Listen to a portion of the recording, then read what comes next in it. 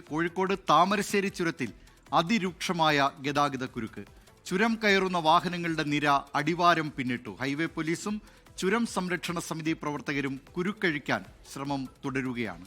വിവരങ്ങളുമായി താമരശ്ശേരി ചുരത്തിൽ നിന്ന് നിഖിൽ പ്രമേഷ് ചേരുന്നു. നിഖിൽ പ്രമേഷ്, വലിയ കുരുക്ക് അവിടെ അനുഭവപ്പെടുന്നുണ്ടോ? ഇപ്പോൾ വാഹനങ്ങൾ ഒരു വശത്തുകൂടി കടന്നു പോകുന്നുണ്ടെന്ന് തോന്നുന്നു. എന്തൊക്കെയാണ് കൂടുതൽ വിവരങ്ങൾ?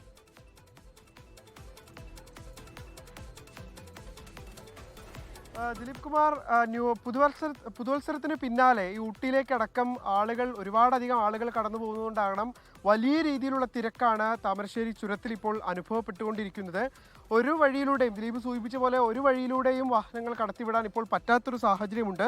ഈ ചുരം സംരക്ഷണ സമിതി പ്രവർത്തകരും ഹൈവേ പോലീസും എല്ലാം ചേർന്നുകൊണ്ട് ഈ ഗതാഗതക്കുരുക്ക് അഴിക്കുന്നതിന് വേണ്ടി വലിയ രീതിയിലുള്ള ശ്രമങ്ങൾ നടത്തുന്നുണ്ടെങ്കിൽ അത് പൂർണ്ണമായി ഫലവത്തായി എന്ന് നമുക്ക് പറയാൻ കഴിയില്ല. ഇന്ന് രാവിലെ മുതലാണ് ഈ അതിരൂക്ഷമായിട്ടുള്ള ഗതാഗതക്കുരുക്ക് അനുഭവപ്പെടുന്ന സാഹചര്യം ഉണ്ടാകുന്നത്.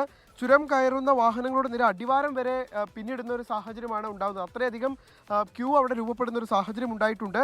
ഈ കുരുക്ക് അഴിക്കാൻ ഒരു ഭാഗത്ത് ശ്രമം നടത്തുമ്പോഴും നിര തെറ്റിച്ച് ചില വാഹനങ്ങൾ കയറി വരുന്നതിനാലാണ് ഇത് വലിയ രീതിയിലുള്ള പ്രയാസം സൃഷ്ടിക്കുന്നത്. എതിർദിശയിൽ വരുന്ന വാഹനങ്ങൾക്ക് ഇത് വലിയ രീതിയിലുള്ള തടസ്സം സൃഷ്ടിക്കപ്പെടുന്നുണ്ട്.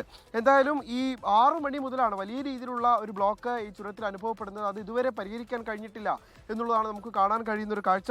ഇപ്പോൾ കഴിഞ്ഞ ദിവസം കോൺഗ്രസിന്റെ ഒരു സമരം ഇതുമായി ബന്ധപ്പെട്ട് നിലനിൽക്കുന്നുണ്ടായിരുന്നു. അതായത് നിരവധി തവണ ചുരത്തിൽ ആളുകൾ അകപ്പെടുന്നു, രോഗികൾ അകപ്പെടുന്നു, അങ്ങനെയുള്ള സാഹചര്യമൊക്കെ ചൂണ്ടിക്കാണിച്ചുകൊണ്ടുള്ള ഒരു പ്രതിഷേധം ഉണ്ടായിരുന്നു. ഈ സാഹചര്യത്തിലാണ് ഒരു ബദൽ പാത എന്നുള്ള ആവശ്യം ഏറ്റവും അധികം ശക്തമാകുന്നതും ഈ തുരങ്കപാതയുടെ പണികളടക്കം വളരെ വേഗത്തിൽ പൂർത്തിയാകണം എന്നുള്ള ആവശ്യം ഉയരുന്നതുമെല്ലാം.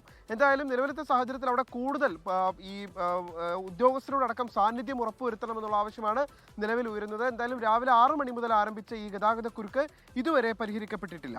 ലോകത്തെവിടെയായാലും ഏത് സമയത്തും 24 വാർത്തകളും ഓഗ്മെന്റഡ് റിയാലിറ്റി പാക്കേജുകളും എക്സ്പ്ലെയിനറുകളും വിശദമായി കാണാൻ ഞങ്ങളുടെ യൂട്യൂബ് ചാനൽ നിങ്ങൾക്ക് സബ്സ്ക്രൈബ് ചെയ്യാം.